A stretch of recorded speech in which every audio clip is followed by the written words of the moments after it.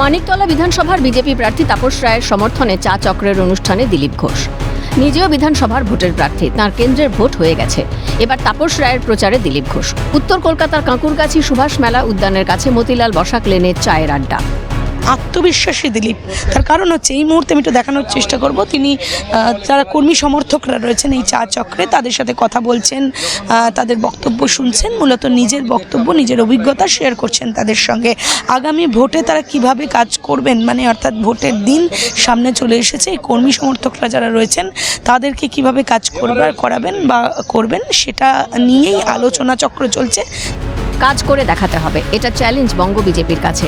এবার চান্স, পরিবর্তন হয়ে গেছে, 100-রও বেশি আসন হয়ে গেছে, কিন্তু কলকাতা না জিতলে বিজেপির জেতা অসম্পূর্ণ।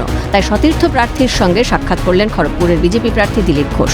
চা চক্রে মানুষের কাছে করলেন ভোট প্রার্থনা। তার আগে 4-5 দিন আমাদেরকে কাজ করে দেখাতে হবে যে আমরা পরিবর্তন চাইছি। কলকাতার কার্যকর্তাদের কাছে চ্যালেঞ্জ, তাদেরকে দেখাতে আমরা পরিবর্তন চাইছি, বাকিটা লোকে করে দেবে। আজকে আমাকে অন্য জায়গায় প্রচারে পাঠাচ্ছে, আমি দেখলাম তাপসদার সঙ্গে দেখা হবে না, এখানকার পুরনো বন্ধুদের সঙ্গে দেখা হবে না ভোটের আগে, একদিন চা খেতে যাই। খালি চা খেতে এসেছিলাম এই কথাটা বলতে যে এবার চান্স, পরিবর্তন হয়ে গেছে, 100-র বেশি সিট হয়ে গেছে, কিন্তু কলকাতা না জিতলে আমাদের জেতা অসম্পূর্ণ থাকবে।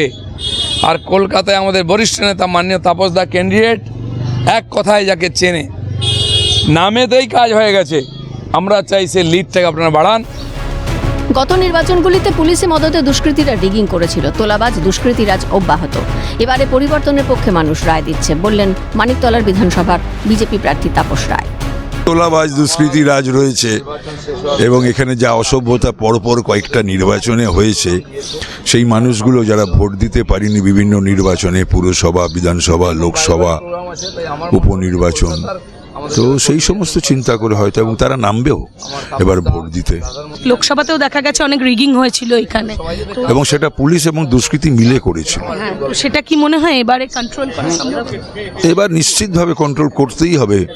গণতন্ত্রকে হত্যা করতে চাইলে, গণতন্ত্রকে রক্তাক্ত করতে চাইলে তার যা ব্যবস্থা, সে ব্যবস্থা ইলেকশন কমিশন এবং সেন্ট্রাল ফোর্সকে নিতে নিতে হবে। ফার্স্ট পর্যায়ে ভোট দেখে আপনারা কি আত্মবিশ্বাসী যে সেকেন্ড দফাটা শান্তিপূর্ণ হবে? নিশ্চিতভাবে পশ্চিমবাংলার মানুষ তাদের ঢল নেমেছে নির্বাচনে ভোট দেওয়ার জন্য, এবং এটা পরিবর্তনের ইঙ্গিত। এই যে একটা সময় দেখা গিয়েছিল যে মানুষ ভয় পেতেন ভোট দিতে বা নির্বাচনে যেতে ভয় পেতেন, তো সেখানে এখন মানুষ বিপুল পরিমাণে ভোট দিচ্ছে। দেখা গেছে প্রথম পর্যায়ে যে ভোট হচ্ছে সেই ভোটে প্রচুর মানুষ বাড়ির থেকে বেরিয়ে নির্ভয় ভোট দিয়েছেন, আর সেটা সবটাই বিজেপির সমর্থনে বলেই মনে করছেন দিলীপ ঘোষ আত্মবিশ্বাসী তিনি। তার কারণ মানুষ যেহেতু স্বতঃস্ফূর্ত হয়ে ভোট দিয়েছেন, বাংলা জবাব দেবে, এমনটাই কিন্তু বিশেষ বার্তা দিচ্ছেন দিলীপ ঘোষ। আত্মবিশ্বাসী বিজেপি, এবার সংগঠন মজবুত, স্পর্শকাতর এলাকায় কড়া নজরদারি থাকছে, একেবারে জিরো টলারেন্স নীতি নিয়েছে কমিশন, বললেন দিলীপ ঘোষ। আমরা সবসময় আত্মবিশ্বাসী থাকি, কারণ আমাদের সংগঠন, আমাদের প্ল্যানিং, আমাদের কর্মীদের উপরে ভরসা, এটাই আমাদের আত্মবিশ্বাস দেয়। যেটা আমরা বলে এসেছিলাম যে যদি ফ্রি ফেয়ার ভোট হয় তাহলে বাংলায় পাল্টাবে, এবার সেটা হচ্ছে।